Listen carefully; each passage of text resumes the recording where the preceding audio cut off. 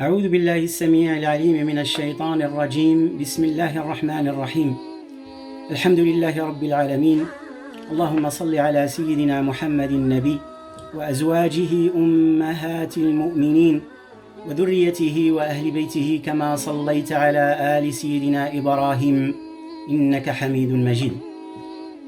Chers sœurs, chers frères, assalamu alaikum wa rahmatullahi ta'ala wa barakatuh. Comme chaque année à l'approche du mois du Ramadan, chaque musulman, chaque musulmane, chaque croyant et chaque croyante s'interroge sur la meilleure manière d'accueillir ce mois, comment se préparer, comment accueillir ce mois exceptionnel et comment faire partie de ceux qui vont profiter de cette station spirituelle unique. Eh bien, le prophète alayhi salatu wassalam, qui n'a rien omis en ce qui concerne les choses utiles pour sa communauté et pour l'humanité, le prophète sallallahu alayhi wa sallam nous a transmis des conseils particuliers pour justement accueillir ce mois du Ramadan tout en faisant partie des gens qui sont destinés au bonheur et des gens qui bénéficient de l'invocation du prophète sallallahu alayhi wa sallam, et de faire partie de ces gens qui entreront dans le mois du Ramadan et sortiront, incha'Allah, bi'idnillah, de ce mois en étant inscrits parmi les bienheureux. Qui sont ces bienheureux? C'est ce que nous allons voir à travers ce hadith du prophète sallallahu alayhi wa sallam.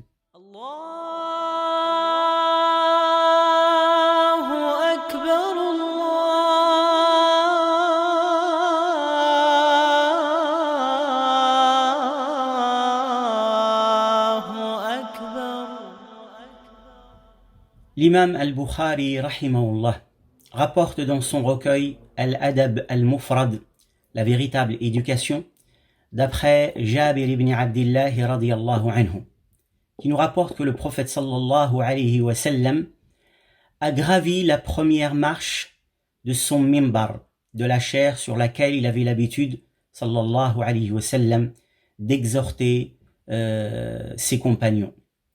Lorsqu'il a gravi la première marche, il s'est arrêté, puis a dit « Amin », qu'il en soit ainsi. Puis il a gravi la deuxième marche, et il a répété également la même formule « Amin », qu'il en soit ainsi. Puis il a gravi la troisième marche, puis a répété cette formule « Amin ». Les compagnons du prophète sallallahu alayhi wa sallam, qui étaient à l'affût de chaque parole, de chaque geste, de chaque comportement du prophète sallallahu alayhi wa sallam, ont été intrigués par ce comportement du prophète sallallahu alayhi wa sallam, puis l'ont interrogé sur la signification de cette parole et de ces arrêts qu'il a marqué sur chacune des trois marches de son mimbar. Et le prophète sallallahu alayhi wa sallam de leur donner l'explication. Il leur dit: quand j'ai gravi la première marche du mimbar, l'archange Jibril alayhi salam est venu me voir et il m'a dit: ô Muhammad, que soit malheureux la personne qui vit jusqu'au mois du Ramadan et qui vit tout le mois du Ramadan et qui sort de ce mois sans qu'il soit pardonné. Et il m'a dit de dire Amin. J'ai dit Amin. Puis à la deuxième marche, l'archange Jibril alayhi salam m'a dit: ô Muhammad, que soit malheureux ou que soit voué au malheur celui qui a encore ses deux parents ou l'un d'eux vivant et qui ne rentre pas au paradis grâce à eux. Et il m'a dit de dire Amin. J'ai dit Amin. Et à la troisième marche, l'archange m'a dit: ô Muhammad, que soit malheureux ou que soit voué au malheur celui qui entend ton nom cité et qu'il ne prie pas sur toi. Allahumma salli ala Sayyidina Muhammad. Et il m'a dit de dire Amin. Et j'ai dit Amin. Dans ce hadith, le prophète sallallahu alayhi wa sallam nous éduque par sa parole, par son comportement. Le prophète sallallahu alayhi wa sallam est source de science, de savoir, d'éducation et de modèle dans tous ses faits et gestes, alayhi salatu wa sallam. Et dans ce hadith, il nous donne quelques clés qui nous permettront, bi'idnillah, d'accueillir ce mois et de faire partie de ceux qui sont inscrits auprès d'Allah comme les bienheureux. Et si la personne est inscrite parmi les bienheureux, et si elle bénéficie de l'agrément de Dieu subhanahu wa ta'ala, ça signifie qu'Allah va lui faciliter, que Dieu va lui faciliter toutes les œuvres et les actions durant ce mois pour qu'elles soient justement inscrites parmi les bienheureux. Dans ce hadith, le prophète sallallahu alayhi wa sallam nous met en garde de ne pas être de ceux qui vont être touchés par cette invocation de Jibril et cette invocation du prophète et qu'ils deviennent parmi les gens malheureux, les gens qui sont destinés au malheur. La première de ces catégories, ou la première de cette mise en garde, le prophète sallallahu alayhi wa sallam, il nous dit, celui qui vit jusqu'au mois du Ramadan, et ça c'est une bénédiction et une chance exceptionnelle, chaque matin, quand on se réveille, eh bien on loue Allah subhanahu wa ta'ala. Alhamdulillahi alladhi ahyana ba'dama amatana wa ilayhi an-nushur. Louange à Dieu qui nous a redonné vie après nous avoir fait mourir. Le sommeil est une petite mort. Et le fait d'avoir la chance, l'honneur, la grâce divine de nous réveiller, cela signifie que Dieu subhanahu wa ta'ala nous a donné encore une journée dans laquelle on peut se rapprocher, dans laquelle on peut se racheter, dans laquelle on peut demander pardon, on peut corriger, on peut nous améliorer. Et donc chaque jour où l'on est encore vivant, c'est un jour de bonheur et c'est une occasion exceptionnelle qu'il ne faut pas gaspiller. Puisque chaque jour qui arrive, il ne reviendra que le jour de la résurrection. Il ne reviendra que le jour de la résurrection et ce sera un jour pour nous ou un jour contre nous. Donc celui qui arrive jusqu'au mois du Ramadan et il est vivant, il a une possibilité exceptionnelle de se racheter, de se faire pardonner, de s'améliorer, de se rapprocher de son Créateur. Puisque le mois du Ramadan, chaque nuit, il y a des gens qui sont affranchis par Allah subhanahu wa ta'ala de l'enfer. Les bénédictions qui descendent durant ce mois, la miséricorde qui est remplie durant chaque seconde, chaque minute de ce mois béni. Et ce mois contient également une nuit exceptionnelle, une nuit qui est meilleure que 1000 mois. Laylatul Qadr. Laylatul Qadri khayrun min alfi shahr. Donc, quelqu'un qui vit jusqu'au mois du Ramadan, avec toutes ces stations d'éducation, d'adoration, de miséricorde, de bonnes œuvres, et qui vit pendant tout ce mois du Ramadan, et que le mois du Ramadan sort, et il ne s'est pas fait pardonner par Allah subhanahu wa ta'ala, c'est que cette personne a vraiment cherché l'échec. C'est que vraiment cette personne a rassemblé une mauvaise volonté, une paresse, une incapacité pour justement faire partie des malheureux. Le deuxième conseil prophétique, et la deuxième mise en garde du prophète sallallahu alayhi wa sallam.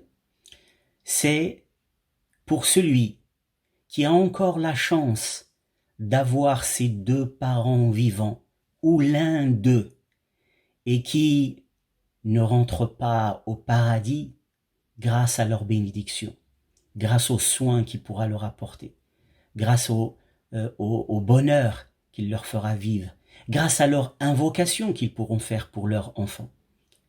Que ce soit les deux parents ou que ce soit l'un des deux parents qui est encore vivant. Les parents sont considérés comme deux portes qui mènent vers le paradis. Lorsque l'un d'eux rejoint Dieu, c'est une de ces portes qui vient de disparaître.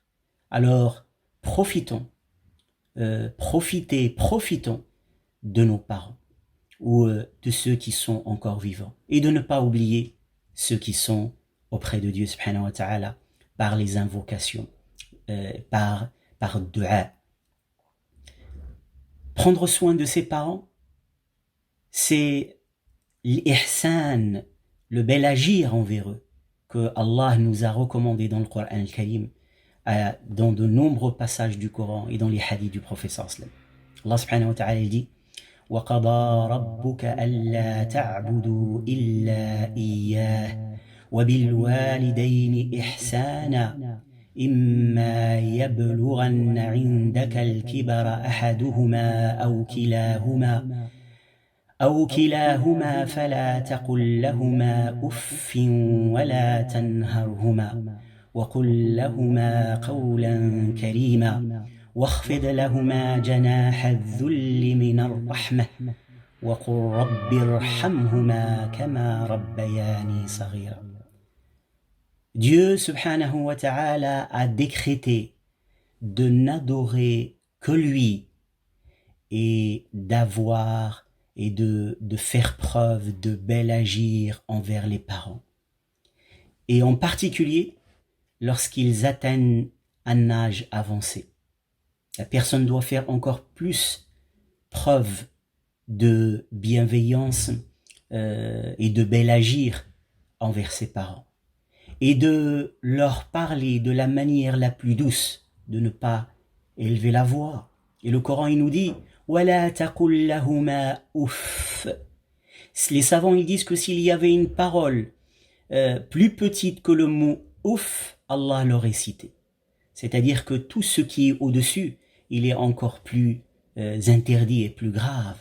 On ne doit pas leur dire même fi, ou ouf, ou hausser ses épaules, encore moins répondre à ses parents.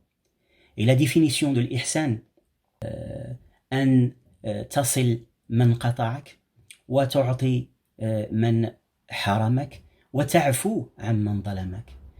L'ihsan, c'est de pardonner à ceux qui nous ont fait du mal ou du tort. Al-Ihsan, le bel agir, c'est de renouer les liens avec ceux qui les ont coupés. Al-Ihsan, le bel agir, c'est de faire preuve de générosité envers ceux qui nous ont privés ou qui ne sont pas généreux envers nous.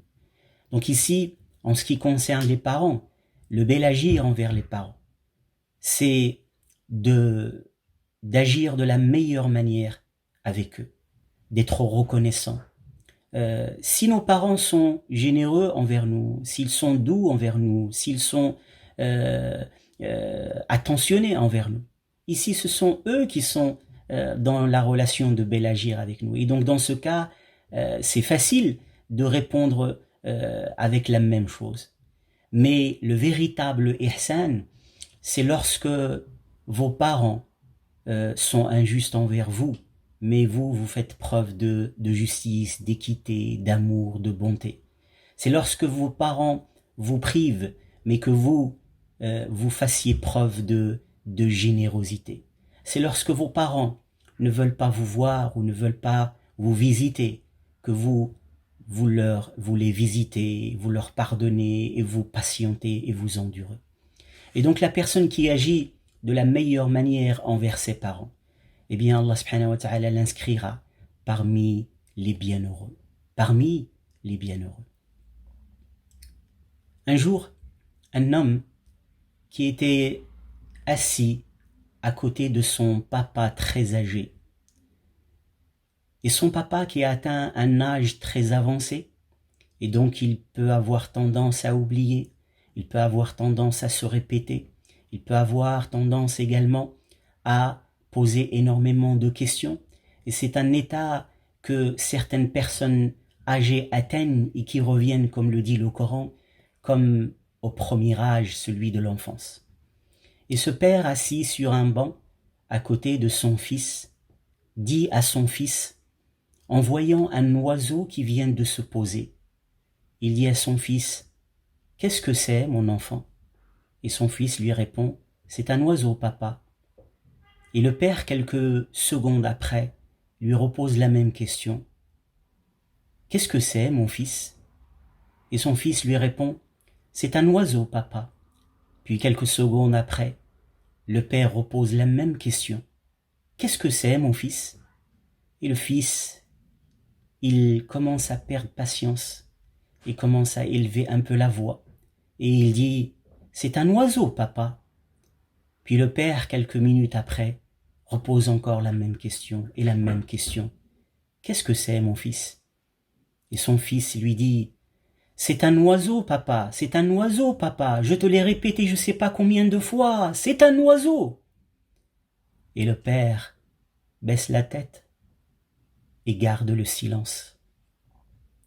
Puis, il revient vers son fils et il lui dit, « Va dans telle armoire à l'intérieur de la maison et va chercher tel livre ou tel cahier. » Puis, lorsqu'il lui ramène ce cahier ou ce carnet, le père, il lui dit, « Ouvre ce carnet à telle page et dans telle date, et lis-moi ce qui est écrit à l'intérieur. » Et l'enfant commence à ouvrir ce carnet à la date indiquée par son père et il commence à lire.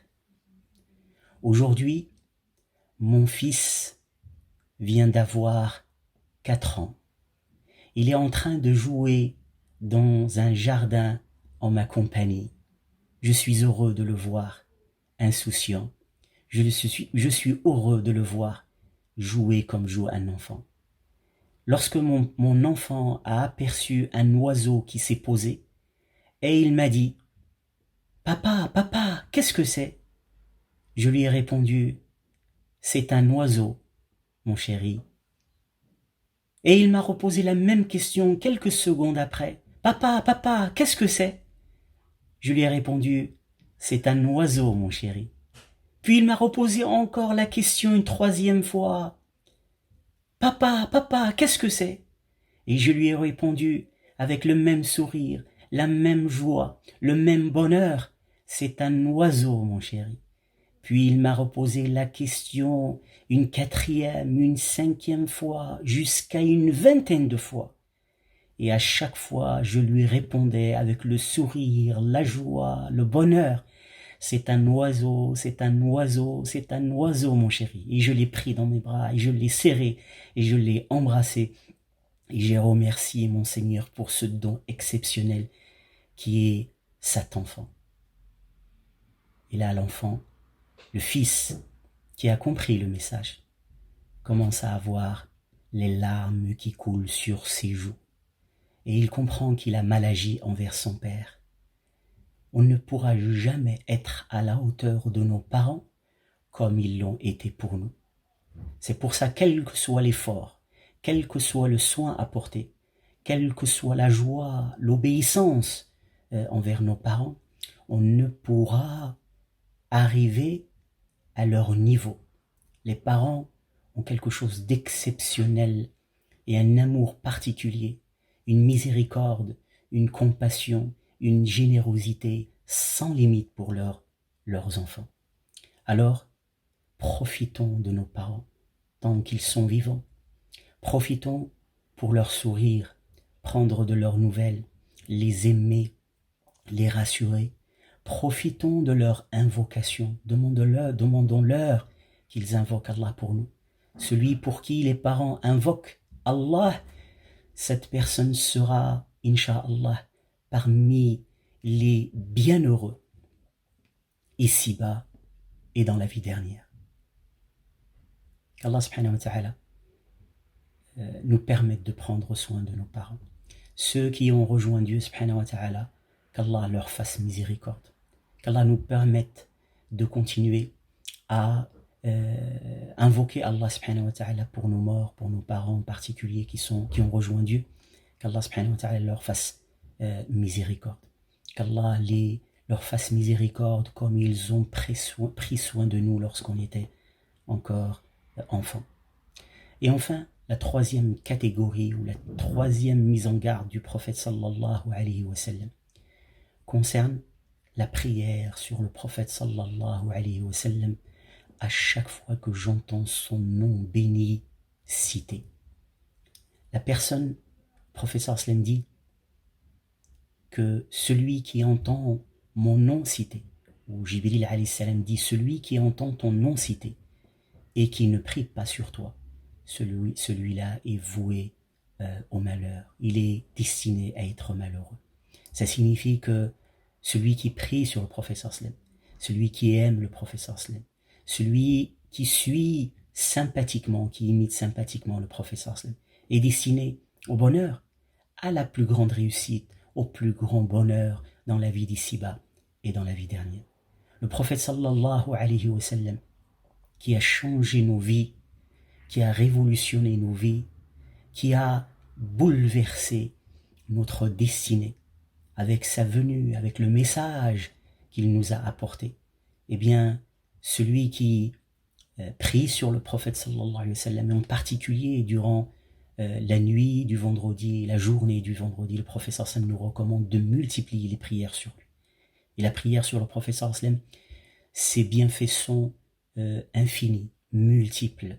Parmi les bienfaits de la prière sur le prophète sallallahu alayhi wa sallam, c'est que cela nous donne une quiétude et un apaisement à l'intérieur du cœur et dans notre vie. C'est que cela nous rapproche spirituellement du prophète sallallahu alayhi wa sallam. Cela augmente notre amour du prophète sallallahu alayhi wa sallam. Et celui qui aime le prophète alayhi salatu wa sallam est destiné à être parmi les bienheureux dans ce bas monde et dans la vie dernière. Donc, Inch'Allah, qu'Allah subhanahu wa ta'ala nous permette de rentrer dans ce mois béni et d'être inscrit par Allah subhanahu wa ta'ala parmi les bienheureux, parmi ceux qui seront les bienheureux dans ce bas monde et dans la vie dernière. Profitez de chaque instant du mois du Ramadan.